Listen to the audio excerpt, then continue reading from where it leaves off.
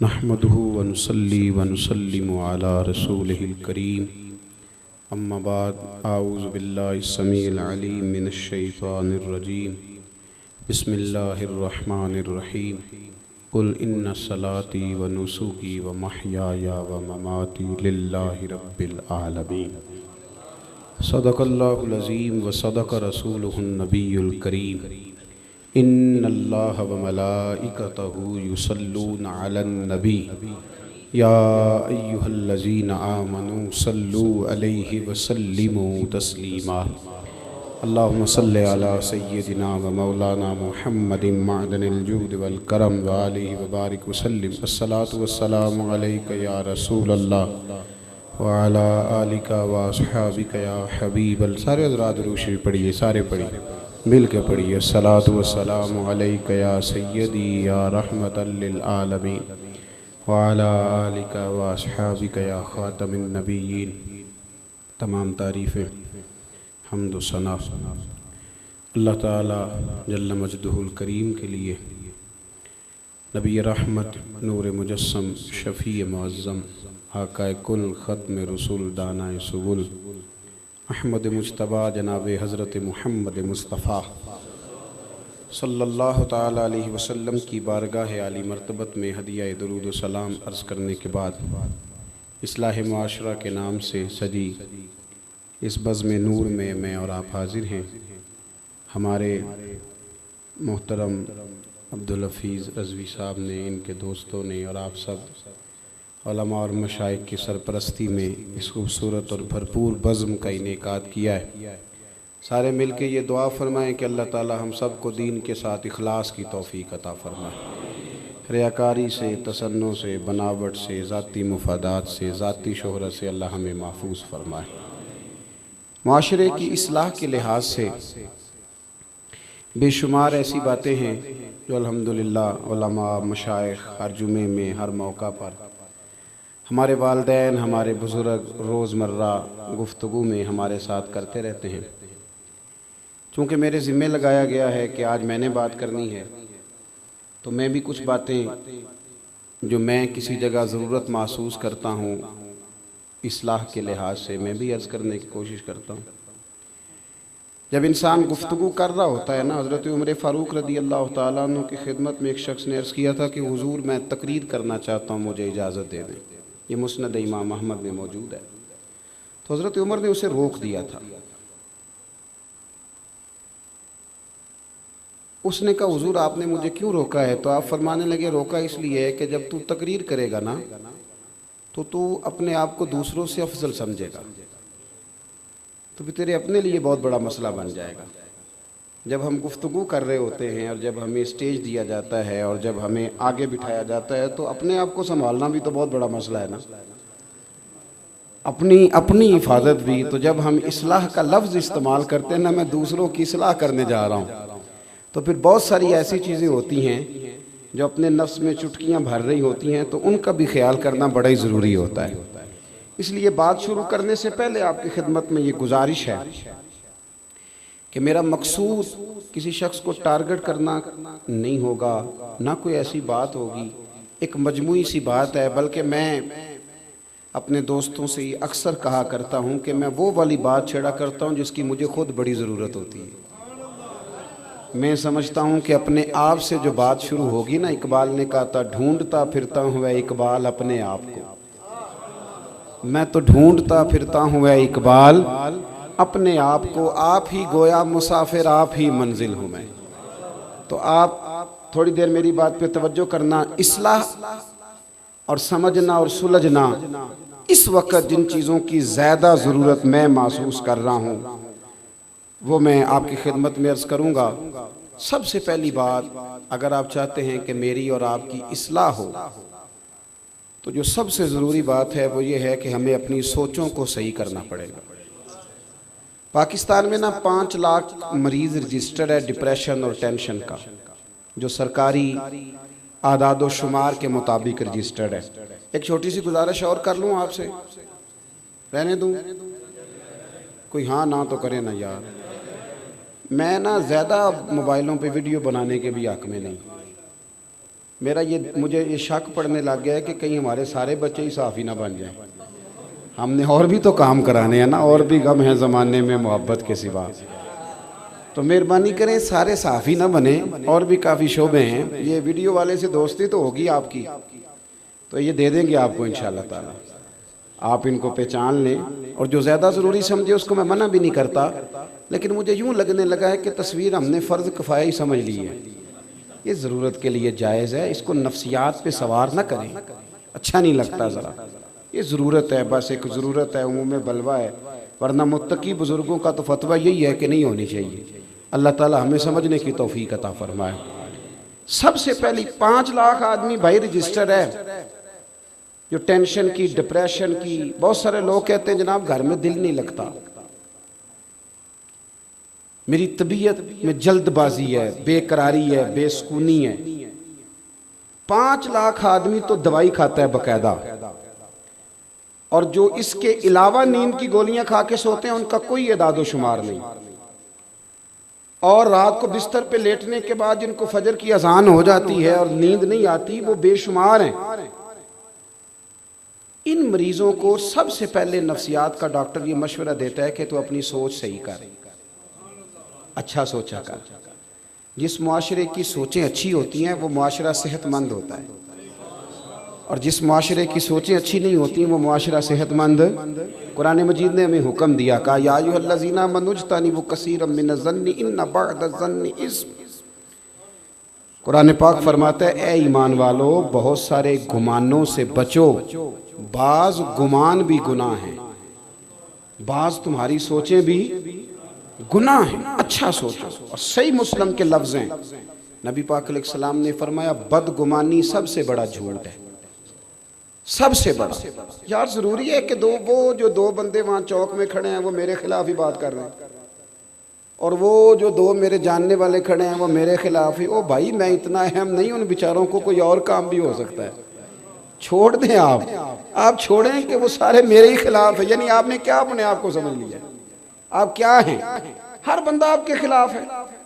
और कई मैं ऐसे लोगों को देखता हूँ, मेरी तरह के वाज़ व नसीहत करने वाले लोग, उनके पास जो जुमा पढ़ने लोग आते हैं 95% प्यार करने वाले होते हैं, अपनी तरह के अच्छे लोगों की बात नहीं कर। 5% मुखालफत करने वाले होते हैं। 5% तो वैसे भी होने चाहिए, नजर नहीं लगती। अब सारे ही आपसे प्यार करेंगे तो काम चलेगा ही नहीं। 5% तो मुखालफत वाले वैसे भी मेरी नजर में तो सारे लोग अल्लाह रसूल को मान गए कि कुफर है अभी। तो जब सारे उनको नहीं अभी तक माने तो मुझे आपको कैसे मान जाएंगे? तो ये क्या फिक्र। अब हम क्या करेंगे?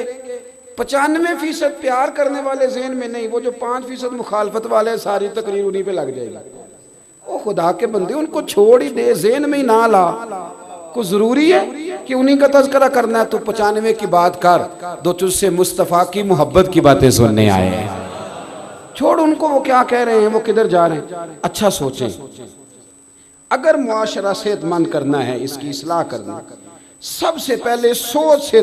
देखे ना, अल्लाह अकबर, अगर अम्मा ने बेटे से कह दिया ना कि ज़रा 5 मिनट कमरे में आना, मैंने बात करनी है, तो बेगम साहबा कहती है मेरे खिलाफ मीटिंग होने लगी है। तो तू तो आई है जब इसकी उम्र थी 25 साल, तो उससे पहले ये दोनों माँ बेटा जब बैठते तो तेरे खिलाफ मीटिंग करते थे। अजीब बेवकूफ़ी है ना। और बीवी अगर खामद को उठा के ले गई बीच लोगों के कि ज़रा बात सुनना, तो कुरान कहता है हुन्ना लिबासुल लकुम व अंतुम लिबासुल लहुन। मर्द औरत का लिबास है, औरत मर्द। मियाँ बीवी के दरमियान जो राज है वो इन्हीं का है, वो किसी दूसरे का हिस्सा, उसमें कोई शरीक ही नहीं, ये एक दूसरे का लिबास है। तो अगर बीवी अगर खामन को कभी उठा के ले गई ना, तो अम्मा कहती है बाप मेरे खिलाफ ही मीटिंग होने लगी। ओ भाई, ये एक दूसरे का लिबास है, एक दूसरे का पर्दा है। हमने बदगुमानियां इतनी बढ़ा ली हैं, इतनी। मैं मुल्क से बाहर था, तो जो आदमी बाहर बैठा होता है वो फोटो और तरह की देख रहा होता है, और जो यहाँ होते हैं उनके सामने तस्वीर और तरह की होती है। कराची में बड़ी बदअमनी रही है, तो क्या कराची के लोग कराची छोड़ गए थे? बसे ना वो लोग बेचारे, छोड़ा तो नहीं उन्होंने। तो मैं उन दिनों जब कभी जाया करता था तो मैं दोस्तों से कहता था यार खबरें बड़ी खौफनाक हैं, तो वो कहते थे यार खबरें और होती हैं, हकीकतें और होती हैं। हम ठीक है किसी कोने में ऐसा हो जाता है, लेकिन हमने बसना तो है ना। तो मुझे एक साहब कहने लगे पाकिस्तान का बड़ा बुरा हाल है। मैंने कहा मसलन? कहने लगे पीर सारे लुटेरे, इल्ला माशाअल्लाह, मौलवी सारे लड़ाने वाले, सियासतदान खाने वाले, अवाम में नफसा नफसी है। मैंने कहा आप बैठे हैं बाहर, आप पढ़ते हैं मोटी मोटी अखबार, आप हमारे मुल्क में आए। अगर आज भी हर जगह नातें चल रही हैं ना, और हर जगह जिक्र हो रहा है, खानकाएं आबाद हैं, सारे पीर जाली होते तो नातें जारी ना होती। ये अच्छे अच्छे लोग अभी भी मौजूद हैं और क़यामत तक मौजूद रहेंगे। आप कहते हैं उलमा कर कुछ नहीं रहे, तो रमज़ान शरीफ में मस्जिदें थोड़ी होती हैं, हाफिज ज़्यादा होते हैं कि नहीं? तो मौलवी तो कर कुछ नहीं रहा, तो ये हाफिज कौन बना रहा है? ये कहाँ से पैदा हो रहे हैं भाई? कोई मस्जिद ऐसी है जिसमें जुमा इसलिए ना होता हो कि खतीब कोई नहीं है? कोई ऐसी मस्जिद जिसमें नमाज ना होती हो कि इमाम नहीं मिलता? तो मौलवी तो कार कुछ नहीं रहे, तो ये बंदे कहाँ से पैदा हो रहे हैं? ये लोग कभी ऐसा हो कि जी मैं मसला पूछने गया था तो मुझे मौलवी कोई नहीं मिला, बोले तो सही यार। कभी ऐसा हुआ हो या मौलवी साहब ने कहा हो सुबह 9 बजे आना? डॉक्टर तो यही कहता है ना, लेकिन मौलाना को आप ये कहने की इजाज़त देते? कभी ऐसा हुआ है कि मसला पूछने गया था पर मौलवी नहीं मिला? वो मैंने कहा आप दूर बैठ के ऐसी बातें करते हैं, मदारस आबाद हैं, गवर्नमेंट कोई सरपरस्ती नहीं करती, लेकिन अल्लाह के फजल से हर साल रसूलुल्लाह के गुलाम तैयार होते हैं, हाफिज कारी और आलिम तैयार होते हैं। और बात रह गई सियासतदानों की, मेरे साथ कोई इख्तलाफ करना था तो मुझे एतराज़ नहीं, पर मैं सारे सियासतदानों को भी बुरा नहीं समझता। मैं सबको बुरा, गलतियां सब में पाई जाती हैं, हमें हमारे अंदर भी पाई जाती हैं, लेकिन एक लाठी से हर बंदे को हाँकना ये भी दुरुस्त नहीं है। मैं बड़ी तनकीद करता हूँ जहाँ बात तनकीद वाली हो, लेकिन खुदारा एक लाठी से हर चीज़ को हाँकना भी, अगर पूरी सियासी जमात के अंदर एक MNA भी ठीक है ना तो उसकी तारीफ करनी चाहिए। एक MPA पूरी असेंबली में सही है तो उसको सही, मैं सही कह रहा हूँ आप हज़रात से। और जहाँ तक बात अवाम की है, अवाम में नफसा नफसी है, तो मैंने कहा कोई नफसा नफसी नहीं, अल्लाह का फजल है। ये ज़लज़ला आया था कुछ साल पहले, तो जिस बूढ़ी अम्मा की शादी को 40 साल बीत गए थे और जहेज़ की रज़ाई उसने निकाल के इस्तेमाल नहीं की थी, उसने भी कहा था ये बिस्तर ज़लज़ले वालों को दे दो। वो बेटी जिसने खुद सिलाई मशीन पे बैठ के सारा जहेज़ बनाया था ना, उसने भी अपने अब्बा से कहा था कि मैं 3 कपड़ों में चली जाऊंगी, लेकिन वो जो जहाँ सैलाब आ गया ना, मेरा सारा जहेज़ इनको दे दो। ये नौजवान जिनको तुम बुरा कहते हो, जिनके बारे में रोज लोग कहते हैं कि लड़के बड़े खराब हो गए, वन व्हीलिंग करते हैं, ये करते हैं, तुम्हें वन व्हीलिंग तो नजर आती है, ये नजर नहीं आता कि एक बाबा जी को खून की बोतल की जरूरत होती है और 14 लड़के लाइन में खड़े होते हैं? ये नहीं नजर आता? ये मेरी मिल्लत के जवान नहीं? ये मिलाद का मौका आता है तो झंडियां कौन लगाता है? ये शहर और बाजार सजाता कौन है? ये रसूलुल्लाह के नाम के नारे कौन लगाता है? और मैंने कहा तुम्हें गलत फहमी हो गई है, तुमने समझ लिया है ये वतन शायद जो है वो सियासतदानों का वतन है। ये वतन सियासतदाना को नहीं, ये दाता अली अजमेरी का वतन है, ये बाबा फरीदुद्दीन मसूद गंजे शकर का वतन। सोचें, सही करें। और इस पर मैं अपनी सारी इस गुफ्तगू पर एक हदीस पढ़ दूं ताकि बात मजबूत हो जाए। निसाई में और जामे तिरमिजी में मौजूद है। नबी पाक अलैहिस्सलाम ने फरमाया मेरी सारी उम्मत कभी गुमराही पर जमा नहीं होगी। ये हो सकता ही नहीं कि सारे लोग बुरे हो जाएं। ये हुजूर ने नस बयान कर दिया, सारे लोग बुरे हो सकते। मसला ये है कि मैंने ऐनक लगा ली है ना, तो मैं अपनी ऐनक की गर्द नहीं साफ करता, मैं सामने वाले का चेहरा साफ करना शुरू कर देता हूँ। खुदारा ऐनक की गर्द साफ करें, ऐनक की, अपने आप को ठीक करें। सोच, जब आपने खड़े होकर छत पे देखना है तो बंदे बौने बौने नजर आने। मैं अक्सर कहा करता हूँ कोई छोटा उस वक्त नजर आता है जब उसे दूर से देखा जाए या गुरूर से देखा जाए। करीब जाके देखा करो, आजिज़ी से देखा करो, बड़े बड़े लोग नजर आएंगे। हमारी तो मुसीबत ये है कि इश्क का अपना गुरूर, हुस्न की अपनी अना, उसने आने न दिया हमने जाने न दिया। हम तो इस चक्कर में पड़े हुए हैं, जब अपनी अपनी अना लेके बैठे रहेंगे। मेरे ना अभी रजवी साहब से मैंने कहा जब मैं जाऊं तो नारा ना लगवाना, लोगों को खड़ा ना करना, कहने लगी क्यों? मैंने कहा इसलिए कि वो पहले से आए तो उन्हें सजा है कि जो बंदा आए खड़े हों। देखे ना, एक बंदा बेचारा मगरिब से आया हुआ है या ईशा से आया हुआ है, तो जो बंदा आ रहा है उसके मेरी तरह के बंदे उसके दिल में उम्मीद है कि खड़े हों। तो भाई तू पहला होना सी ना। ये क्या अजीब हरकत है। और बुजुर्ग लोग बैठे होते हैं और मेरी तरह का बंदा है तो उनको खड़ा करो, और अजीबो गरीब से धक्के लगते हैं। हमारा दावा तो फकीरी का है, तो फकीरी में तो अना होती कोई नहीं, उसमें तो जो हटो बचो की कहानी कोई नहीं, उसमें तो लोग हजरत ख्वाजा बायजीद बुस्तामी, हजरत ख्वाजा, इनको सबसे पहले सुल्तानुल आरिफीन कहा गया है। और हजरत ख्वाजा बायजीद ने एक दफ़ा दावा किया था, फरमाया मेरा असली नाम याद कर लो, रब तुम्हारी बख्शिश फरमा देगा। इतना बड़ा आदमी। एक शख्स मिलने आ गया, उसने पूछा हजरत ख्वाजा पीर बायजीद बुस्तामी आप हैं? तो आप फरमाने लगे 30 साल हो गए मैं तलाश कर रहा हूं, अगर हजरत ख्वाजा पीर तुम्हें मिला तो मेरी भी मुलाकात करा देना। 30 साल से ढूंढ रहा हूं। ये कह के आप चले गए। तो उसने दोबारा एक बंदे से पूछा कि हजरत ख्वाजा पीर बायजीद बुस्तामी, तो कहने लगा अभी तो तुम बातें कर रहे थे उनसे। कहा मैंने तो उनसे कहा है कि आप हजरत ख्वाजा पीर बायजीद बुस्तामी हैं, तो वो कहने लगे मैं 30 साल से ढूंढ रहा हूँ। फरमाने लगे यही तो वो मानते नहीं कि मैं हजरत ख्वाजा पीर हूँ, ये तो वो मानते नहीं ना, तुमने कहना था बायजीद बुस्तामी आप हैं, फिर वो कबूल कर ले। इतना लंबा रट्टा, इतना बड़ा मसला, इतनी बड़ी, छोटा लक़ब से भी काम चल जाता है। और ये जो कि मौलवी पीरों की बात हो रही है तो आप बड़े हंस रहे हैं। वैसे ये है कि महल्ले के चौधरी का इश्तिहार पे नाम ना लिखें तो वो भी महफिल में कोई नहीं आता। हुन नाराज हो तुसी थोड़े थोड़े। हाँ, और मस्जिद की कमेटी के सदर को एप्लीकेशन ना दें तो वो जलसा भी नहीं करने देता। वो कहते हैं सदर मैं हूँ और आपने मुझसे पूछा। इन चीज़ों से बाहर आए। साफ सुथरी पाकीज़ा सोच, अच्छी सोच आपको अच्छा रखेगी, आपको जवान रखेगी। देखे ना, मैं यहाँ तकरीर कर रहा हूँ रावला कोट में, इस वक्त मैं मुजफ्फराबाद में नहीं कर रहा, पिंडी में नहीं कर रहा। तो मेरा ये हक बनता है कि जो बंदा इस वक्त सही और लकीदा आदमी मुजफ्फराबाद में तकरीर कर रहा है, मुझे उसकी सपोर्ट करनी चाहिए। इसलिए कि रब ने मेरी औकात इतनी बनाई है कि मैं एक वक्त में सिर्फ एक जगह बयान कर सकता हूँ, और अल्लाह की मखलूक बहुत ज़्यादा है। लेकिन अगर मैं इस चक्कर में पड़ जाऊँ ना कि काम सिर्फ मैं ही कर रहा हूँ, फिर मैं खराबी करूँगा, फिर मैं दूसरों की खिदमत का इनकार करूँगा, फिर मैं माशरे के अंदर दिक्कत पैदा करूँगा, फिर ग्रुपिंग होगी, फिर तंग नजरी जन्म लेगी।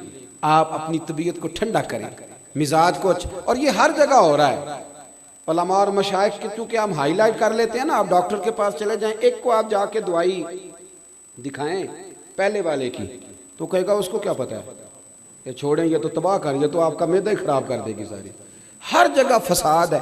हम एक दूसरे का वजूद कबूल करने को तैयार ना, ऐसा करें, सोच सही करें, सुथरी करें, साफ सुथरी। मैंने भी एक डॉक्टर साहब को, मुझे भी कोई थोड़ी तकलीफ थी पिछले दिनों, टेस्ट वेस्ट कराए, तो एक डॉक्टर साहब के पास मैं गया तो उन्होंने रिजेक्ट कर दी पिछले की सारी दवाई। कहने लगे इतनी दवाई खा के तो बंदा पागल हो जाता है। मैंने उनसे कहा कि सबसे पहले तो आप इस डॉक्टर के खिलाफ मेरे साथ चल के मुकदमा करें, और फिर उस इंस्टीट्यूट पर मुकदमा करें जिसने इसे MBBS की डिग्री जारी की है, और फिर जितने सालों से ये दवाइयाँ लोगों को लिख के दे रहा है, उसकी प्रैक्टिस की उम्र को 25 साल हो गई है। उन 25 सालों में जितने मरीजों का पैसा उसने खाया, उसका आप भी हिसाब देंगे, वो भी देगा। कहने लगे पीर साहब आप तो दूर ही निकल गए। मैंने कहा क्या तमाशा बनाया है, कौम को तकसीम कर दिया है। हर बंदा जो है वो आके कह देता है फलाना गलत है। ऐसे भी कभी हुआ है? खुदारा दूसरों का वजूद मानो। पता है मेरे मदीने वाले महबूब की शान क्या है? मेरे रसूल पाक का कमाल ये है, कुरान है मेरे नबी की शानों का बयान, लेकिन मेरे रसूल पाक पर नाजिल होने वाली किताब में हजरत मूसा की शानें भी है, हजरत ईसा का मर्तबा भी है, जनाबे मरियम का जिक्र भी है, हजरत सुलेमान की बातें भी हैं, हजरत ईसा के मौजज़ात भी हैं। मेरे रसूल करीम ने फरमाया है कि याद रखो शानों वाला वो होता है जो दूसरों की शानें भी बयान करे। ये क्या बात हुई कि इतनी तंग नजरी होना। आला हजरत फाजिल बरेलवी रदी अल्लाह तआला अन्हु के सामने एक शख्स ने शेर पढ़ा। उसने कहा शान यूसुफ जो दबी वो भी इसी दर पे दबी। हुजूर के दर की बात कर रहे हैं सल्लल्लाहु अलैहि। शान यूसुफ जो दबी यानी हजरत यूसुफ का हुस्न भी अगर माज़अल्लाह दबा तो यहाँ आके दबा। आला हजरत फरमाने लगे ये तो क्या कह रहा है, मेरे नबी किसी को दबाने नहीं आए। तो कहा हजरत फिर क्या पढ़ूं? फरमाया कहो कि शान यूसुफ जो बड़ी वो भी इसी दर से बड़ी। शान यूसुफ जो बड़ी वो भी, हुजूर पर सूरह यूसुफ नाज़िल हुई है तो हजरत यूसुफ का जिक्र क़यामत तक बाकी रहेगा। तो शान यूसुफ जो बड़ी वो भी, तो सोच अच्छी करें, साफ सुथरी। हमारा बड़ा अजीब मिजाज है। एक पीर साहब के मुरीद हैं, पीर साहब बाशरा हैं, सुन्नत के मुताबिक दाढ़ी है, सर पे पगड़ी है, इमामा है, 5 नमाजें पढ़ते हैं। मेरे और आपके लिए इतना ही काफ़ी है, बहुत काफ़ी। उसके अंदर क्या है, वो खा कितना गया है, वो ले कितना गया है, और उसने बना क्या लिया है, ये हिसाब लेने की ड्यूटी अल्लाह की है। ना हमने दिया है ना हिसाब हमारे। सुन्नत शरीयत का पाबंद है, इससे ज़्यादा हमारा तफ्तीश करना बनता, लेकिन हमने तो हद कर दी। हम तो वहां तक चले गए जहां हमारी जिम्मेदारी खुदारा। सबसे पहले सोच, इमाम अब्दुल्ला याफ़ई रहमतुल्लाह अलैह फरमाते हैं कि सारा बगदाद हजरत बिशर याफ़ी से मोहब्बत करता था, और सिर्फ इंसान नहीं, जानवर भी उनकी कदर करते थे। वो नंगे पांव चलते थे तो जानवर बगदाद की गलियों में गोबर नहीं करते कि रब करीम का बंदा जा रहा है। अल्लाह के वलियों की तो जानवर भी हया करते। वो गुजरते थे ना तो जानवर भी। बगदाद का एक ताजर था, जब अल्लाह ताला किसी को माल देता है ना तो वो बंदा सियाना भी जरा ज्यादा हो जाता है दूसरों से। उसकी सारा दिन ना मशवरे देने में उसका वक्त गुजरता है। उलमा को भी मशवरे देता है। वो कहता है इस मौजू तो जुमा पढ़ाया करो, इसलिए कि आजकल इस मौजू की ज़रूरत है। चूँकि 50,000 जो देता है मस्जिद में साल के बाद, तो मैं कहता हूँ अक्सर कि तेरे पास पैसे ना होते तो फिर मैं पूछता तुझसे मशवरा कौन लेता है। अपनी हैसियत का तयन करो, किस चक्कर में पड़ गए हो। सारा दिन मशवरे देते गुजर जाती। अल्लाह ने अपने फजल से नवाज दिया, बस करो, सबसे तू सियाना। हज़रत सालिम बिन अब्दुल्ला रदी अल्लाह तआला अन्हु के पास पैसे आए तो हज़रत उस्मान गनी ने उन्हें कहा कि मुबारक हो, अल्लाह ने मालदार कर दिया। तो फरमाने लगे यार छोड़ो, पहले लोग मेरी ज़ात की इज्जत करते थे, अब मेरी जेब की करने लग गए। उतने ही ठीक थे जितने ज़ात की इज्जत करते। मुझे पता तो था कि मेरे कमाल की वजह से। तो ये बंदे के पास पैसे आते हैं ना तो नाराज ना होना आप लोग। मैंने देखा है ये सवेरे सवेरे गरीब औरतें आके बैठती हैं रमज़ान में ज़कात लेने वाली, अंदर से खबर आती है कि सेठ साहब टूथपेस्ट कर रहे हैं, फिर खबर आती है कि अखबार पढ़ रहे हैं। थोड़ी देर के बाद पता चलता है कि ब्रेड ठंडा आ गया था तो अब वो गर्म लेने गया है मुलाजिम। और फिर वो बाहर निकलते हैं तो फिर वो कहते हैं कि तुम लोग सवेरे ही आ जाते हो, सोने भी नहीं देते। वारस शाह मान करी ना वारसा दा, रब बेवारसा करके मार दई। अल्लाह की बेनियाजी से डरें। अगर अल्लाह ने देने वाला बना दिया है तो लोगों को टटोलते फिरते हो। इमाम शाफई से आके एक शख्स ने कहा था जी मुझे तो कोई ज़रूरतमंद हकदार मिलता ही नहीं, मैं दूं किसको? तो इमाम साहब कहने लगे पहले तू बता, जो अल्लाह ने तुझे दिया तो उसका हकदार था? तेरा हक बनता था जो रब ने दे दिया? कहने लगा जी नहीं। तो फरमाने लगे तू फिर क्यों लोगों को चेक करता फिरता है? अगर रब ने फजल से दे दिया है तो तू भी देख, अगर कोई ज़रूरतमंद है तो ज़्यादा टटोला ना कर। बहरहाल बात लंबी ना हो जाए, मजमून पे रहना चाहता हूँ। हजरत बिशर हाफी का सारा शहर कदर करता, प्यार करता। वो बगदाद का एक ताजर कहता जी मुझे नहीं बाबा अच्छा लगता। भाई आपको क्यों नहीं अच्छा लगता? तवज्जो है मेरी बात पर? आप लोग ज़्यादा थके हुए तो नहीं? कुछ दोस्त ना मुझे घूरते हैं थोड़ा थोड़ा, पता नहीं, मैं क्योंकि कमज़ोर आदमी हूँ तो मुझे एहसास होता है कि यहाँ तो देर से बैठे हुए या कोई ऐसी बात है जिसकी वजह से मुझसे नाराज़ हैं। आप बिल्कुल फ़िक्र नहीं करें, मैं जल्दी चला जाऊँगा इंशाअल्लाह। और तकरीर भी मैं लंबी नहीं करता, मैं करता ही थोड़ी हूँ। मैं तो जुमे में घंटा नहीं करता, मैं तो मुख्तसर बात करने का कायल हूँ। तो थोड़ी आप परेशान ना हो, और कोई ऐसी बात भी नहीं करूँगा जिससे आप महसूस करें कि कोई मामला ख़राब हो रहा है। अल्लाह ताला आपको बेहतरीन सिला अता फरमाए। वो बगदाद का एक ताजर कहता मुझे नहीं जी बाबा अच्छा लगता। कुछ लोग हैं ना स्टाइल ज़रा हट के, यानी सबसे अलग बात करनी है, अलहदा बोली बोलनी। मुझे नहीं। भी तुम्हें क्यों नहीं अच्छे लगते? कहने लगा जी ये जुमे वाले दिन ना जुमे के फ़र्ज पढ़ के चले जाते हैं, बाकी नमाज नहीं पढ़ते मस्जिद में। मस्जिद में कौन सी नमाज पढ़नी ज़रूरी है जी? तो बाकी जिसका जहाँ दिल करे वहाँ आप पाबंदी लगा सकते हैं। मेरे एक मदरसे का तालिब इल्म था तो कुछ लोग मेरे पास आए, कहने लगे पीर साहब बच्चा दे दे नमाज पढ़ाने के लिए। दे दिया, फिर शिकायत आ गई। कहने लगे असर की पहली 4 सुन्नतें नहीं पढ़ता और इशा की पहली 4 सुन्नतें नहीं पढ़ता। मैंने कहा वापस कर दो। कहने लगे जी आप तो नाराज़ हो गए। मैंने कहा यार जिस चीज़ की पाबंदी अल्लाह रसूल नहीं लगाते तुम क्यों लगाते हो? रब रसूल, अगर वो सुन्नतें ज़रूरी होती तो फ़र्ज़ कर दी जाती। तो जिसकी अल्लाह रसूल पाबंदी नहीं लगा रहे, हमारा अजीब मिजाज है ना, उसकी हम पाबंदी लगाते। कितनी गलत बात। और मैं चाहे चौथी रकत में शामिल हूँ, इमाम साहब पर पाबंदी है कि ना वो बच्चा देखें ना बीमार देखें, वो अजान से पहले मस्जिद आएँ और जब तक आखिरी सेठ बाहर ना निकले वो बाहर ना जाएं। ऐसे तो ना करो यार, कम से कम ख्याल करें थोड़ा सा। हर शख्स की ज़रूरियात है जिस तरह मेरी और आपकी है। वो कहते थे ये फजर पढ़ के ना फ़र्ज़ जुमे वाले दिन चले जाते थे, बाकी नमाज नहीं, मुझे अच्छा नहीं लगता। एक दिन एक बंदे ने समझाया उस्ताद को कि यार तू इस इतनी सी बात पर एक बुजुर्ग पर तनकीद करता है। और हमारा मिजाज है 99 खूबियाँ होंगी, एक खामी होगी पर हम खामी का जिक्र करेंगे। हालांकि इंसान है, एक खामी तो रहेगी, खामी का जिक्र करेंगे। एक दिन जब बड़ा समझाया तो वो ताजर कहता है मेरे दिल में ख्याल आया पता तो करूं बाबा जाता कहाँ है जुमे के फ़र्ज़ पढ़ के। कहते हैं हज़रत के साथ मैंने जानबूझ के उनके साथ नमाज़ पढ़ी। जब वो फारिग हुए तो वो जल्दी से निकले, तो मैं भी थोड़ा चुप चुप के पीछे पीछे हुआ। बगदाद की एक दुकान से उन्होंने नान खरीदे। मैंने फिर बदगुमानी की, मैंने कहा ओहो पीर साहब को भूख ने सताया था, इसलिए सुन्नत भी छोड़ दी, नवाफिल भी छोड़ दी। फिर वो आगे गए तो उन्होंने कबाब, होटल से कबाब लिए, तो मैंने कहा इनकी उम्र देखो और जायके देखो। फिर बदगुमानी की। कहते हैं फिर वो जंगल की तरफ बढ़े, तो मैंने कहा मौलाना लोगों से मुरीदों से छुप के खाएंगे। लेकिन कहते हैं थोड़ा सा सफ़र तय हुआ तो एक कच्चा मकान आया, बाहर से कुंडी लगी हुई।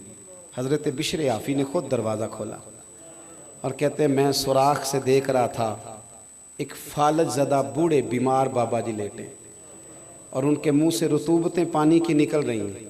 कहते हज़रत बिशर आफ़ी दौड़ के आगे बढ़े, पहले उनको सीधा लिटाया, फिर एक प्याला लिया, मटके से पानी डाला और फिर अपना इमामा खोला और पानी में भिगो के तो बाबा जी का मुंह साफ़ किया और फिर पहला लुकमा बाबा जी के मुंह में डाल के कहने लगे माफ़ करना ज़रा मुझे जुमे वाले दिन देर हो जाती है, अभी तो मैंने सुन्नतें भी पढ़नी है, अभी तो नवाफल पर अदा करने हैं, जुम्मा था तो ज़रा देर हो गई, वरना रोज़ वक्त पे आता हूँ। वो शख्स कहता है मैं, मेरे वजूद के रोंगटे खड़े हो गए, मैं क्या सोचता था और बन क्या गया। और फरमाते हैं फिर वो बीमार बुजुर्ग वो बोले और कहने लगे बिशर आफ़ी मेरे तो अपने भी मुझे छोड़ गए और 14 साल हो गए हैं तो मेरी 2 वक्त की रोटी लेके आता है, मैं पता नहीं जिंदा लाश कब तक बना रहूंगा, तू कब तक आएगा। खुदा के बंदे तो हैं हजारों और बनू में फिरते हैं मारे मारे, मैं उसका बंदा बनूंगा जिसको खुदा के बंदों से प्यार होगा। कहा 14 साल से आ रहे हो, कब तक आओगे? जनाब बिशर आफ़ी ने अपने हाथों से बाबा जी के आंसू पूछे और फिर फरमाने लगे आज के बाद ये लफ्ज़ ना अदा करना, ये जो सारा शहर मेरी इज्जत करता है और जानवर भी कदर करते हैं तो ये मेरे चिल्ले और वजीफ़ों की वजह से नहीं है, मैं आप जैसे लोगों की खिदमत करता रहता हूँ तो रब ने मखलूक के दिलों में मेरी मोहब्बत पैदा फरमा दी, मोहब्बत पैदा कर दी। वो कहते हैं खाना खिला के हज़रत बिशर आफ़ी बाहर निकले तो मैं कदमों में बैठ गया, मैंने कहा मुरीद कर लें। कहने लगे एक शर्त है, तवज्जो है मेरी बात पर, यहाँ करामत होती भी नहीं तो लोग फेसबुक पे दे देते हैं कंपनी की मशहूरी के लिए, क्या तमाशा है, जो बातें छुपाने की थी वो बता रहे हो, ये क्या बिगाड़ दिया तसव्वुफ का रंग, जेड़े महरम राज हकीकत दे वो ते राज़े हकीकत खोल दे ही नहीं, ये जिन्ना वेख्या नहीं हो करन गल्लां, जिन्ना वेख लिया वो ते बोल दे ही नहीं, वो तो बात ही नहीं करते। वो तो हजरत बिशर आफ़ी फरमाने लगे एक शर्त है अगर तूने मेरा मुरीद होना है। कब वो क्या? फरमाने लगे ये जो तूने देखा है ना मेरी जिंदगी में किसी से बात ना करना, ये मेरी शर्त है। फिर फरमाने लगे यही तो चंद नेकियां जिनके सबब अल्लाह क़यामत पे रहम फरमाएगा, ये भी लोगों के सामने ले आऊं। वो शख्स कहता है जिसे मैं समझा करता था ना कि ये उनका गुनाह है, वो उनकी सबसे बड़ी नेकी निकल आई। बहुत सारी जगहों पे हम समझ कुछ रहे होते हैं और निकलता सोच साफ करें, अच्छी करें, जो जिस मकाम पे है उसे वहाँ वक़ार देना सीखे, इज्जत देना सीखे। दूसरी इस्लाह मुआशरा के लिए मेरे जहन में जो बात है वो ये है कि ज़िंदगी में ना खुददारी पैदा करें। खुददारी, ये जो आज मिजाज बन गया ना दूसरों के माल पर नज़र, और किसी का हाथ थाम के रातों रात बड़ा होने की कोशिश, इससे बाहर आ जाए। अल्लाह ने जहां मुझे बेहतर समझा, रब ने वहां मुझे बिठाया, और अल्लाह ने जहां आपको बेहतर समझा, अल्लाह ने आपको वहां। देखे ना, इस महफिल में मेरी कारकर्दगी सिर्फ इतनी है कि मैं तकरीर कर रहा हूं। इस महफिल का सबसे बड़ा कारकुन वो है जिसने सबसे ज्यादा मेहनत की है, उसका एजाज सबसे ज्यादा है। वो इश्तिहार लगाने वालों को अक्सर स्टेज पर बैठने की जगह नहीं मिलती, हालांकि असल काम उन लोगों का होता है जो ये मेहनत करते हैं, जद्दोजहद। तो रब करीम ने जहां जिसको रखा है ना, अल्लाह ने उसे वही पसंद किया है। हम ना नाराज ना होना, हम सब की एक छोटी सी सियासत है, हम ना अपनी सियासत के जोर पर आगे जाना चाहते हैं। जब इंसान चालाकियां करने की कोशिश करता है तो पीछे रह जाता है, और जब अपने आप को अपने रब के हवाले कर देता है तो अल्लाह रसूल उसे कभी जाया नहीं करते। अल्लाह रसूल कभी जाया, हमारी वो जो चक्करबाजी है ना, मेरी मिल्लत का जवान पढ़ा लिखा है, खूबसूरत है, कद काठ वाला है और बड़ा कुछ कर सकता है, लेकिन वो सोचता है कि मेरी लंदन वाली पुप्पो मेहरबान हो गई तो फिर मेरा काम बनेगा, अमेरिका वाले मामू ने मेरा हाथ थाम लिया तो फिर मैं बच जाऊंगा, वो सेठ अगर मेरे साथ सेट हो गया तो निज़ाम चल जाएगा। और बच्चे ख्वाब देखते हैं कि मैं सवेरे उठूं तो नोटों से भरा हुआ थैला मेरी दहलीज पे पड़ा हो। ये काहिल कौमों की सोच है, और इतनी अब हमारी गिरावट है सोच की, और खुददारी से इतने दूर चले गए कि शादियां सियासी होने लग गई। यानी बच्चा कहता है अमीर घर में ब्याह कराऊंगा, उसका वालिद कहता है कि वहां तेरी शादी हो गई तो चलो को 50-60 लाख उधर से आ जाएगा, को 10-15 मेरे से मिलेगा, तेरा काम। जो आदमी अपनी बीवी की गाड़ी चलाकर गुजारा करने का आदी हो और ज़ेन रखता हो, वो क्या आप उसको मुआशरे का कोई बावकार आदमी कहेंगे? जो बीवी के पैसों पर गुजारा करने का मिजाज बना ले। इकबाल कहने लगे गैरत है बड़ी चीज जहाने तगोदौ में, गैरत है, बोलिए, गैरत है बड़ी, दुनिया में कोई पेशा बुरा नहीं, रेडी लगाना भी बड़ी आला बात है, बहुत आला बात है, बहुत। मेरे साथ बहुत सारे लोग ना तस्वीरें खिंचवाते हैं, हालांकि मैं ज्यादा कायल नहीं फोटो का, शायद आज तक मैंने डिमांड नहीं की कि मेरी फोटो खींचो, और हो सकता है, मतलब ये कन्फर्म नहीं, लेकिन मेरी दानिश बिनिश में ऐसा नहीं कि मैंने कभी अपने हाथ से फोटो भी खींची हो, मिजाज नहीं, तबीयत नहीं, दिलचस्पी नहीं। लेकिन मेरे गांव का एक मोची है, जूते गांठता है, उस शख्स ने 4 बेटियां ब्याही हैं जूते गांठ के। और मेरे अब्बा जी बताया करते थे कि जिन दिनों ना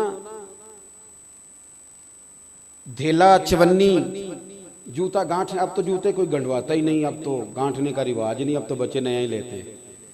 तो जूता गांठने के लिए जब उसको देते थे तो चवन्नी अगर उसकी होती थी ना, तो उसको कहते थे ना रुपया तो रख ले, तो कहता क्यों रखूं जी, मेरी चवन्नियां तो मैंने चवन्नी लेनी है, और नाराज हो जाता था। 4 बेटियों की शादी की है उसने, फिर अल्लाह ने उसे उम्रा भी कराया, और आज भी वहीं बैठा है। तो मैं जब गाँव जाता तो मैं कहता हूँ चाचा मैं तेरे साथ तस्वीर खिंचवानी है, तो मुझे कहते हैं पुत्र मेरा तो मुँह भी नहीं तुपया, मेरे साथ फोटो। तो मैं कहता हूँ यार तू एक इंसान है, तो एक मिसाल है, जिस बंदे ने हाथ फैलाने से नफरत की हो, अब तो चंदा ही चंदा रह गया, चंदा ही चंदा, इसके अलावा अल्लाह माफ करे कोई दूसरी शय। मैं ग्लासको में था तो मुझे एक साहब कहने लगे आपने कोई ऐलान शलान नहीं करना, मदरसा नहीं है। मैंने कहा मदरसे बड़े हैं पर अल्लाह का फजल है, क्योंकि वो नबी करीम के नाम के हैं तो हमें कभी कमी कोई नहीं आई, कभी नहीं कमजोरी आई, रोने का मिजाज भी नहीं, वो चल रहा है मदरसा। तो मैंने कहा आप क्या समझते हैं जो यहाँ आया है वो चंदे ले नहीं आया है, क्या मिजाज आप लोगों ने बना लिया, इससे निकलें। वो भी कोई कौमें होती हैं जो हर वक्त हाथ फैला के रखती हैं। कुरान मजीद ने सहाबा की तारीफ की, ला यसअलून अन्नास इल्हाफा, वो लिपट लिपट कर सवाल नहीं करते। ये साहबे सुफा की बात की कुरान पाक ने, लिपट लिपट कर सवाल, खबरदार थोड़े पे गुजारा करना सीखो, इज्जत की जिंदगी जियोगे। और नौजवान बिलखुसूस याद रखें, अगर वकार से जीना है, सार उठा के जीना है और मुतमईन जिंदगी गुजारनी है, तो फिर उस बात पे राजी हो जाओ जो अल्लाह ने हमें अता किया। फिर तेरा 5 मरले का मकान, अगर तूने फ्राड का मकान खरीदा है ना 6 कनाल का, तो उससे तेरा 5 मरले का वकार वाला घर बड़ा शानदार। इज्जत के साथ अगर जीना चाहते हो, हातम ताई से किसी ने कहा था कभी तूने अपने से बड़ा सखी भी देखा है? हातम ताई का नाम है ना आज तक सखावत में, अपने से बड़ा सखी भी देखा है? उसने कहा देखा है। कौन सा? कहने लगा मैंने एक दफा अपने सारे शहर की दावत पकाई, तो मैं चेहरे पे नकाब ओढ़ के निकला कि पता करूं कोई आदमी रह तो नहीं गया। तो जब मैं जंगल में गया तो मैंने एक बाबे को लकड़ियां काटते देखा। सब लोग उस जमाने के जितने पढ़े लिखे शुआरा अदीब सब मैंने बुलाए, बाबा लकड़ियां काट रहा था। तवज्जो है मेरी बात पर? तो कहते मैं उसके करीब गया, चेहरे पे नकाब था। मैंने कहा बाबा जी आपको नहीं पता आज हातम ताई की दावत है? कहने लगा बेटे पता है। तो मैंने कहा जाना नहीं? तो कहते बाबे ने अजीब जवाब दिया। कहने लगा मुझे ना अपने हाथों की कमाई का चस्का लग गया। किसका चस्का? हाँ, आजकल चस्का ये है कि किसी को पार्टी कैसे डालनी है, कैसे मुफ्त की रोटी खानी है। किसका चस्का लग गया? अपने हाथों की। बोलिए। मेरे ना मदरसे में एक लायक बच्चा पढ़ता है, मालदार घराने का था। तो थोड़ी सी ना आपको पता है दौरान तालिब इल्मी हमें भी बड़े बहाने आते थे, तो ये चीज़ें याद आती हैं, तो थोड़ा आगे पीछे होता था। वो मदरसे में काम हो रहा था, तो मैं उसको खिड़की में लेके खड़ा हो गया। मैंने कहा बेटे एक चीज़ तुझे दिखानी है। जब तेरे सामने भुना हुआ गोश्त रखा जाता है तो नखरे करता है। इधर भी आ, एक नज़ारा देख। मजदूर ना सवेरे 2 रोटियों के बीच अचार रख के लाता है, और जब वो दोपहर को खाने लगता है ना मेरे भाई, तो वो अचार उसकी रोटियों को भी लग जाता है और पौने को भी लग जाता है। लेकिन जब दोपहर का वक्त होता है तो मिट्टी से लिथड़े हुए हाथ पहले वो जाके टूटी पे धोता है। फिर वो क्या करता है कि वो पानी का प्याला खुद भर के रखता है। तवज्जो मेरी बात पे रखें। फिर वो जमीन पे बैठता है, और जब वो पोना खोलता है ना, कभी उसे खाते हुए देखो, यूं महसूस होता है कि दुनिया की सारी नेमतें इसके सामने पड़ी हुई है। और टेबल पर बैठकर 22,000 की रोटी खाने वाले इतना शुक्र अदा नहीं करते जितना वो बंदा शुक्रिया अदा करता है। या अल्लाह तेरा शुक्र है, या अल्लाह तेरा शुक्र है। और उनको लफ्ज नहीं सीधे पढ़ने आते, वैसे भी लफ्ज तासीर से बनते हैं, तलफ्फुज से नहीं। अहले दिल आज भी हैं अहले जुबान से आगे। सही तलफ्फुज नहीं अदा करना आता, लेकिन जब वो हाथ बांध के कहते हैं ना या अल्लाह तेरा शुक्र है, तो यूं महसूस होता है कि रोटी तो इस बंदे ने खाई है, खाना तो, वरना शादी के मौके पर इतना खाया नहीं जाता जितना तबाह किया जाता है, क्योंकि मुफ्त का होता है ना, मुफ्त का। तो याद रखें मेहनत की कमाई एक हुस्न है, एक वकार है। वो जो बंदा 50 लाख रुपया महीने का या साल का कमाता है वो तो देखता भी नहीं बेचारा पैसों को। वो बैंक में आए और बैंक से ही सारी जिंदगी अपनी दौलत देख सकता, लेकिन जो 600 रुपया दिहाड़ी लेता है ना, उसको जब शाम को मिलती है तो 3 दफा हाथ साफ करता है और 3 दफा बिस्मिल्लाह शरीफ पढ़ता है, और फिर वो जेब में डालता है। फिर वो हिसाब करता है कि 50 कहाँ लगाने हैं, 60 कहाँ। तो खुददारी से जियो, बावकार रहोगे, बाइज्जत रहोगे। हातम ताई कहते हैं मुझे कहने लगा कि मुझे हाथों की कमाई का चस्का लग गया है, अब मुफ्त के दस्तरखान पर मुझे मजा नहीं आता। तो कहते मैं तो बस उसका फिदाई हो गया। जब मैं वापस आने लगा तो उसने मुझे आवाज दी, मैं वापस पलटा तो कहने लगा बेटा आप भी दावत पे जा रहे हैं? मैंने कहा हाँ। तो उसने मुझे 5 दिनार निकाल के दिए। कहने लगा ये ले जाओ, हातम ताई को ना देना, वहां जो आदमी लंगर पका रहा ना उसे दे देना, यार बड़े बड़े लोगों ने रोटी खानी है, चलो मेरा भी हिस्सा पड़ जाएगा। तो हातम ताई कहते हैं मैं घोड़े से गिर गया, चेहरे से कपड़ा उठाया और मैंने कहा बाबा मेरे सीने से लग, मैं तो अमीर हो के सखी हूं ना, तू गरीब हो के बड़ा सखी है। आज समझ आई है तेरी सखावत की। पढ़िए ना हदीस पाक। हजरत अनस बिन मालिक कहते हैं एक शख्स ने आके कहा या रसूलल्लाह कुछ दीजिए, हुजूर मुझे कुछ बोलिए। और मेरे महबूब का दरवाज़ा वो है कि जहाँ से कभी कोई खाली गया ही नहीं, हुजूर कुछ दीजिए। तो नबी करीम अलैहिस्सलाम ने आज अलग बात कर दी, फरमाया तेरे पास कुछ भी नहीं? उसने कहा हुजूर मेरे घर में एक प्याला है और एक कंबल है ओढ़ने का। इतना गरीब को बंदा इस वक्त बैठे महफिल में जिसके घर में एक ही प्याला हो? जो चुप है उनके बारे में क्या नजरिया इख्तियार करूं? कोई ऐसा गरीब जिसके घर में एक ही प्याला हो, सिर्फ एक ही कंबल हो। लेकिन यहाँ बैठे मेरे समेत हर तीसरे बंदे को आप पूछ लें कि हालात क्या हैं तो कहेगा दुआ करो, बड़ी मुश्किल है। इतना गरीब कोई बंदा मौजूद, लेकिन आप किसी को पूछ लें वो कहेगा जी बस दुआ करें। कोई ऐसा पीर मिल जाए जो मुझे अल्लाह दीन का चिराग दे दे ताकि नोट किसी तरीके आ जाए। और वो नात खां जो कहता है कि कौन देता है देने को मुंह चाहिए, देने वाला है सच्चा, वो भी कहता है पहले 25,000 दो। फिर तू स्टेज पे तो कह रहा था हुजूर देते हैं, और यहाँ जब तक तेरे अकाउंट में ना जाए तेरा काम ही नहीं चलता। अजीब तमाशा है ना। एक साहब ने बड़ी दूर से मुझे फ़ोन किया, कहने लगे टाइम दे दें। मैंने कहा जी मैं आ जाऊँगा, फारिग होता हूँ तो आ जाया करता हूँ, तो मसला नहीं है, हम इतने बड़े लोग ही नहीं, आ जाएंगे। कहने लगा जी आप बताएं, मतलब अकाउंट नंबर दे दें। मैंने कहा यार आपने गलत जगह फ़ोन कर लिया, मैंने तो बताया कि वो तो बड़े लोग होते हैं, तो हमें पता है अपनी हैसियत का, तो इंशाल्लाह हाज़िर हो जाएंगे, आपसे बात होगी। कहने लगे नहीं आपको तो कुछ बताना ही पड़ेगा, कुछ बताएं कुछ बताएं। मैंने कहा कुछ भी नहीं, मैं इंशाल्लाह हाज़िर होऊंगा।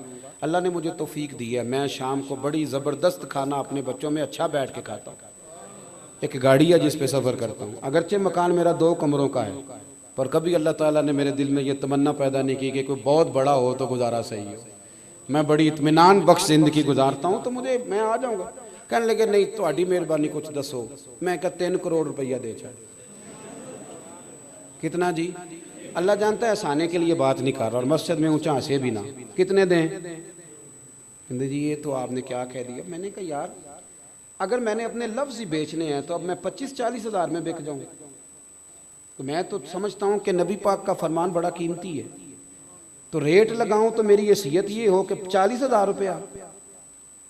अगर मैंने बिकना ही है तो कोई रेट तो लूँ ना।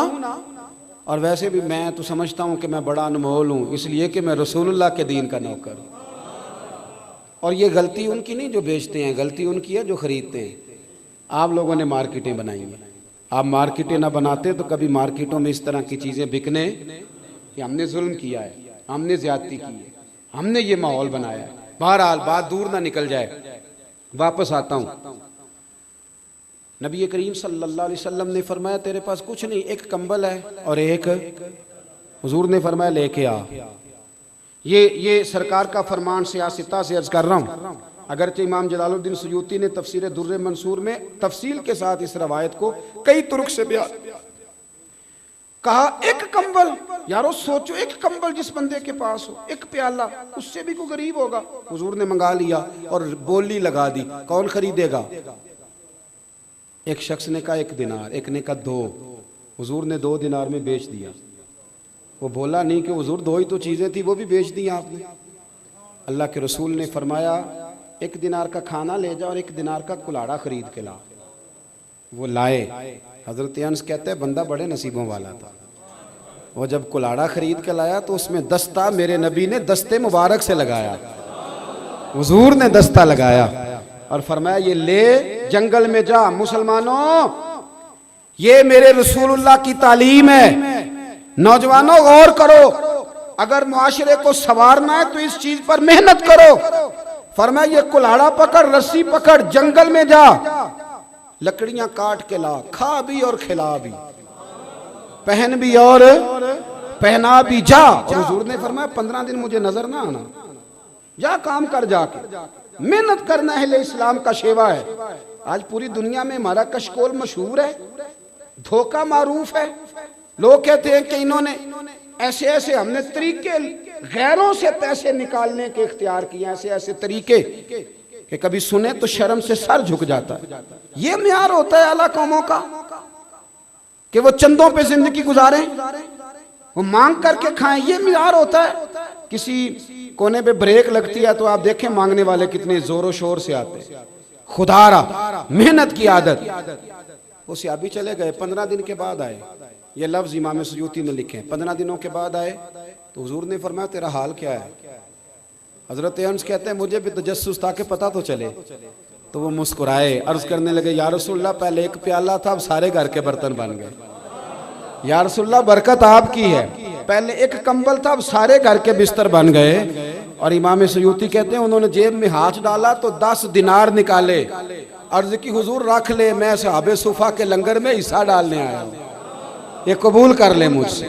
मेहरबानी फरमाएं, मेहरबानी, खुददारी से जिए और थोड़े पे गुजारा करें। आपका जो कच्चा मकान है ना, कच्चा, उस पर लेंटर नहीं है, कच्ची छत है, लेकिन उस घर में बैठने वाली माँ आपसे राजी है, बाप आपसे राजी है, तो ये वो वाला घर है जिसमें अल्लाह की रजा मौजूद है। खुदारा उस कुटिया को, घर को ईंटों से बसते हैं, रिज़्क़ हराम जिस घर में आता है वो घर कभी नहीं परवरिश पा सकता, वहाँ फसाद होता है, दंगा होता है। एक साहब मुझे कहने लगे जी मैंने बड़े पीरों को दिखाया है, घर के एक कोने से ना चीखने की आवाज़ आती है, तो आप भी को दम कर दें। तो मैंने कहा मैं तो दम दरूद करता ही नहीं। तो बहरहाल कहने लगे जी बड़ों को दिखाया है। तो मैंने कहा यार नाराज़ ना होना, आप मेरे दोस्त हैं, मैंने वैसे एक जगह पे ये सुना है और पढ़ा है कि अगर किसी कोने में किसी यतीम और बेवा के पैसे लग जाएं तो वहाँ से चीखने की आवाज़ें बंद नहीं होती। इस पे भी थोड़ी गौर कर लो कि कहीं किसी का नाजायज़ पैसा तो नहीं लग गया। मैं थोड़ा सा कभी कभी मुझे उलमा मौका दे देते हैं किसी मीटिंग में बात करने का, तो वहाँ भी मैं कह दिया करता हूँ, कई बार कह देता हूँ। मुझ शेख साहब ने कहा था कि अगर आपके बच्चे तालीम हासिल न करें तो आप क्या कहेंगे? तो मैंने कहा मैं कहूँगा कि मेरे से मदरसे के बच्चों के साथ ज़्यादती हो गई है, इसलिए मेरे बच्चे नहीं पढ़ सके। अगर मैं उनसे प्यार करता तो रब मेरे बच्चों पे भी फजल फरमाता, लेकिन उनके साथ जुल्म होता रहा। अब देखे ना, तकवा बयान करता हूँ मैं कि मैंने कभी मदरसे का खाना नहीं खाया, हालांकि तकवा यह है कि तू वही खाना खा जो मदरसे के बच्चे खाते हैं, तेरे बच्चे भी वही खाएं ताकि तुझे पता चले कि यतीम मिस्कीन बेचारे कैसे गुजारा करते हैं। तू वही खा जो कपड़े मदरसे के तालिब इल्मों ने रमज़ान में पहने होते हैं ना, वो आपका चौकीदार भी नहीं पहनता, वो मुलाजम भी नहीं पहनता। और जब हम तारीफ करने पे आते हैं और उनके नाम पे चंदा जमा करने पे आते हैं तो हम कहते हैं ये नबी पाक के जानशीन है, खुदारा। और आप लोग क्या करते हैं? कभी आपके घर में एमपी आए तो आपने कहा देख जरा लेट है, आधा घंटा बैठो। बोलो, बच्ची बच्चे का रिश्ता देखने वाले हैं तो उनसे कहते हो कि खाना लेट है, आधा घंटा बैठो। तालिब इल्मों को तो आप कह देते हैं कि खाना लेट है, जरा 2 पारे और पढ़ लो। किस जुर्रत के साथ कहते हो? ये रसूलुल्लाह के दीन के मुहाफिज नहीं? ये नबी पाक सल्लल्लाहु अलैहि वसल्लम ने इनकी अजमतें बयान नहीं की? क्या समझा हुआ इनको? लवारस है, जो जिसके मन में आए इनके साथ करे। और फिर आप दावा करते हैं कि हमें स्कॉलर मिले मदारस से, हालांकि मदारस अपना किरदार अदा कर रहे हैं, मैं शुरू में कह चुका हूं, लेकिन जो इनके साथ जुल्म हो रहा है उसका अहाता करना भी बड़ा जरूरी है। इसलिए कि मैं खुद इस कबील का आदमी हूं, इसलिए बयान कर रहा हूं। बात लंबी हो जाएगी और दूर निकल जाएगी, वापस लौटता हूं। आखिरी बात, एक तो सोच अच्छी रखें, दूसरा खुददारी, और तीसरा जिंदगी में रियाकारी छोड़ दें। कुल इन्ना सलाती व नुसुकी व महयाया व ममाती लिल्लाहि रब्बिल आलमीन। अल्लाह ने ये बात बड़ी पसंद की और अपने नबी से कहलवाई। कहा महबूब मुझे ये बात बड़ी पसंद है, तू मुझे कह कि या अल्लाह बेशक मेरी नमाज, मेरी कुर्बानियाँ, मेरा दुनिया में मौजूद रहना और पर्दा करना लिल्लाहि रब्बिल आलमीन, उस रब के लिए है जो तमाम जहानों का पाल। रियाकारी बहुत ज़्यादा हो गई है, तसन्नो बहुत ज़्यादा है। रियाकारी का मैं तर्जुमा पता क्या करता हूँ? मैं कहा करता हूँ कि रियाकारी बुनियादी तौर पर अदाकारी को कहते हैं। अदाकारी ज़्यादा नहीं चलती, नॉर्मल ज़िंदगी ज़्यादा चलती। हम ना तसन्नो करते हैं, दिखावा करते हैं, और उससे घुटन पैदा हो रही है माहौल के अंदर। इखलास दूर दूर तक नज़र नहीं आता। बीवी कपड़े वक्त पे धो के देती हो, खाना टाइम पे पकाती हो, सारे काम करती हो, लेकिन अगर खामद को शक पड़ जाए कि मेरे साथ मुखलिस नहीं, घर चलता है? वो सारे काम तो कर रही है, सिर्फ मुखलिस ही नहीं ना, तो घर चल जाता है। बोल नहीं रहे आप। और अगर बीवी को पता चल जाए कि पैसे भी देता है, मेके भी लेके जाता है, शॉपिंग भी हर हफ्ते कराता है, पर मेरे साथ मुखलिस नहीं, कहीं और भी चक्कर है, तो वो खामद बीवी को कबूल है? क्यों? सारे काम तो कर रहा है, सिर्फ मुखलिस ही नहीं। और भाई सुन लो, अगर आप मुखलिस नहीं तो घर नहीं चलता, तो दीन कैसे चलेगा? अगर आप मुखलिस नहीं तो घर का निज़ाम नहीं चलता, तो दीन का निज़ाम कैसे चलेगा? इखलास शर्त है, याद रखो। और याद रखना, अगर आप मुखलिस नहीं तो नमाज भी बोझ है, तकरीर भी बोझ है, आपके लिए महफिल भी माज़अल्लाह बोझ है। लेकिन अगर आप मुखलिस हैं तो फिर ये आपका शौक है, फिर ये आपका मिशन है, फिर ये आपका लुत्फ है, फिर ये आपका जायका है। फिर एक एक लफ्ज, वो एक नात खां साहब कहीं तशरीफ ले आए हमारे इलाके के करीब, तो बच्चों ने उनको बताया कि फलां शहर में, शहर का ही नाम बताना होता है ना, अब रावला कोट के कितने महल्ले हैं मैं तो नहीं ना जानता, तो मुझे जब को पूछेगा तो मैं तो यही पूछूंगा ना कि रावला कोट जाना है। तो उन्होंने कुछ थोड़ा सा हट के प्रोग्राम रखा हुआ था, तो कहने लगा आपने तो कहा था कि शहर जाना है, तो अब आगे भी जाना है तो पैसे बढ़ाए जाएंगे, इतना काम। तो मैंने फिर उसको समझाया, मैंने कहा इस तरह तो आप खुद भी तकलीफ में रहेंगे, अगर आप गाड़ी के मीटर पे नज़र करेंगे तो फिर तो आपकी ज़िंदगी मुसीबत बन जाएगी, फिर आपको ना कुछ फ़ायदा नहीं देगी।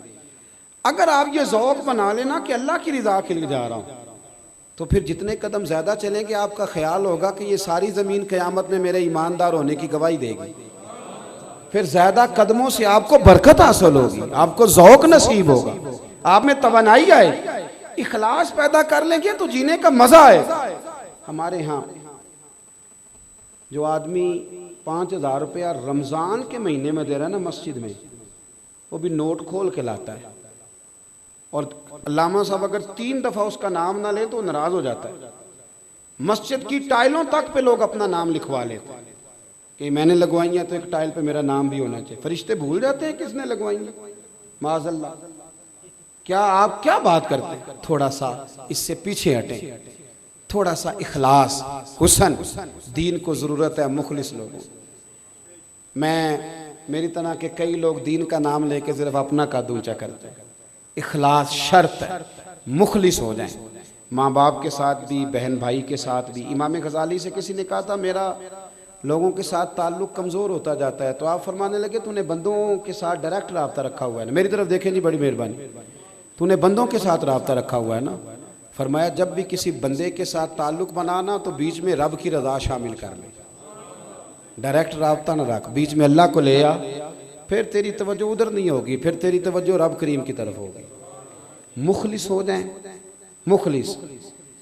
बात समेटता हूँ, साहिब फुतूह शाम ने लिखा है, हज़रत साद बिन अबी वक़ास रज़ी अल्लाह ताला अन्हु फरमाते हैं कि जब मैं कादसिया के इलाकों में जंग लड़ रहा था तो एक ऐसी रियासत के सामने भी हम आए जिसके बारे में हमें बताया गया कि यहाँ का बादशाह बड़े कीमती हीरों वाला ताज पहनता है।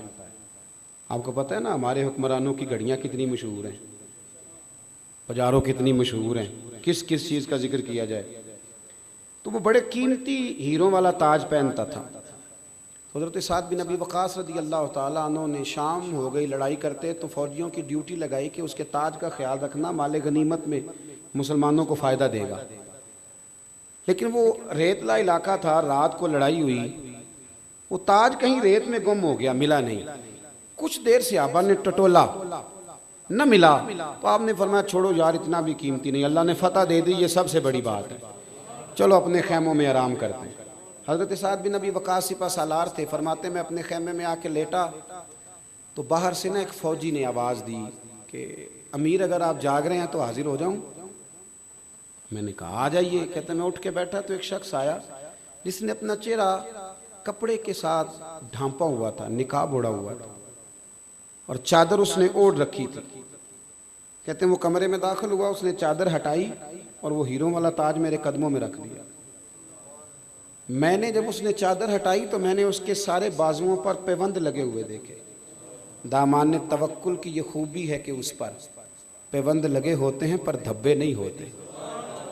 दामान ने तवक्कुल की ये खूबी है कि उस पर पैबंद लगे होते हैं पर धब्बे नहीं होते।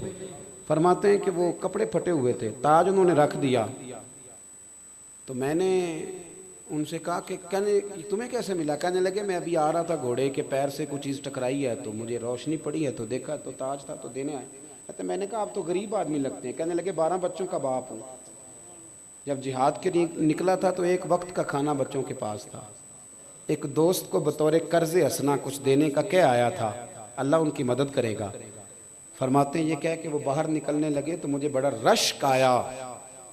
मैंने उनसे कहा कि अपना नाम तो बता दें, कबीला ही बता दें, चेहरा ही दिखा दें। कहते हैं जब मैंने ये कहा तो उस सहाबी ने ना रुख फेरा न चेहरा दिखाया, और कहने लगे साथ ये जो मैंने दयानतदारी का मुजाहरा किया ये आपके लिए नहीं किया, अल्लाह करे आपको समझ आए। कहने लगे ये आपके लिए नहीं किया कि मैं नाम बताता फिरूं और मेडल लेता फिरूं। फरमाया जिस रब और जिस रब के रसूल के लिए मैंने ये काम किया है ना, वो मेरा नाम भी जानते हैं, बाप का नाम भी जानते हैं, कबीला भी जानते हैं और मेरा चेहरा भी जानते हैं, और मुझे क़यामत में क्या अजर देना है ये भी जानते हैं। मैंने आपके लिए ये काम। हज़रत साद बिन अबी वक़ास फरमाते हैं कि सारी ज़िंदगी उस शख्स के लफ्ज़ मेरे कानों में गूंजते रहे। अस्सहाबी कन नुजूम, ये वो लोग हैं कि जिनकी हर अदा रोशनी तकसीम करती। अदा मुखलिस हो जाए अपनी ज़िंदगी में। दावा बड़ा लंबा चौड़ा है, बड़ा लंबा चौड़ा। एक साहब ने मुझे एक दफ़ा कार्ड दिया तो उस पर ना कई जमातों के नाम थे, किसी का सदर था, किसी का जनरल सेक्रेटरी था। मेरे जो प्यार वाले लोग होते हैं उन्हें मैं समझाता रहता हूँ, तो मैंने उनसे कहा, मैंने कहा एक जमात में काम कर, तेरी मेहरबानी हो ज़रा सही करके कर। ये हर जगह पे जो आप पहुँचे हुए एक पे काम करें और करें ज़रा, मतलब एक जगह मुखलिस हो जाए। कई दोस्त आते हैं कहते हैं पीर साहब फलानी जगह मुरीद हूँ, आप भी तालिब कर लें। तो मैं उन्हें कहता हूँ जितने बुजुर्ग हैं ना इस वक्त पाबंदे शरा हों सारे हमारे अपने, अल्हम्दुलिल्लाह हम इन चक्रों में नहीं पड़ते। तो आप एक घर की खिदमत कर लें, अल्लाह मेहरबानी फरमाएगा। एक के वज़ाइफ नहीं पूरे पड़े जाते, एक की बात पूरी नहीं सुनी जाती, तो आप कैसे, मतलब तो मुखलिस हो जाएं। जहां आप हैं वहां आप मुखलिस हो जाएं। 3 बातें मैंने आपकी खिदमत में अर्ज़ की। सबसे पहले तो सोच सही करें, दूसरी बात ज़िंदगी खुददारी से गुजारें। जो कौमें हाथ फैलाती हैं कभी बावकार नहीं रहती। और तीसरा थोड़ा अमल करें पर इखलास वाला करें, लिल्लाहियत वाला करें। आज छोटा आदमी हूँ, आया ज़रा दूर से हूँ, एक बात तो आपको मुझे मनवा लेनी चाहिए। एक मान लेंगे सिर्फ, चलो जितनों ने कहा मुझे इतने भी काफ़ी है, इतने भी काफ़ी है, सिर्फ एक ही जी, एक ही बात। आज आपने मेरे कहने पे ना एक काम करना, सिर्फ इखलास की बात कर रहा हूँ। किसी को ना पता हो, आपके बच्चों को भी नहीं, सिर्फ 2 रखते नमाज छुप के पढ़ के देखे, 2 नफल सिर्फ छुप के, किसी को ना पता हो। और एक दुआ मांगे या 2 दुआएं मांगे पर अकेले में छुप के, सिर्फ 3 बार दुरूद शरीफ पढ़े पर पढ़े छुप के, किसी को पता ना हो। और फिर आप अपने बिस्तर पे आके लेट जाएं और फिर आप अपने दिल में महसूस कीजिएगा कि रब ने आपको सुकून कितना अता फरमाया। शर्त यह है कि राज आपका और अल्लाह रसूल का हो, तीसरा को बंदा शरीक। ये एक दफ़ा आज करके देखें, अगर अमल आपके दिल को ठंडा करे तो फिर बाकी सारे अमल भी छुपाने शुरू करें। नेक अमल को कीमती, मुझे आज तक नहीं समझ आई, किसी बंदे के घर में 10 लाख रुपया पड़ा हो तो गली में आके बताता है, अगर 15 तोले सोना पड़ा हो तो, लेकिन तहज्जुद पढ़ता है तो बताता है आके। क्या तहज्जुद को कीमती नहीं समझता? तो तिलावत कर ली तो बता दिया है, तिलावत को कीमती नहीं समझा। भाई अगर सोना कीमती है, पैसे कीमती हैं, तो तहज्जुद की नमाज भी तो बड़ी कीमती है ना, उसको भी तो छुपाना चाहिए था ना, लेकिन उसका इजहार कर दिया। जो 5000 मस्जिद में दिया है वो सारे ज़माने को बता दिया कि नेकियां बड़ी कीमती हैं, किसी की नज़र पड़ जाए तो कई दफ़ा मसला बन जाता है, लिहाजा इनको छुपाएं। अल्लाह की बारगाह में दुआ करता हूँ जो मैं कह सका अल्लाह कबूल फरमाए। दौरान गुफ्तगू जहाँ भूल गए रब करीम हमसे दरगुजर फरमाए। आखिर दावा अल्हम्दुलिल्लाह।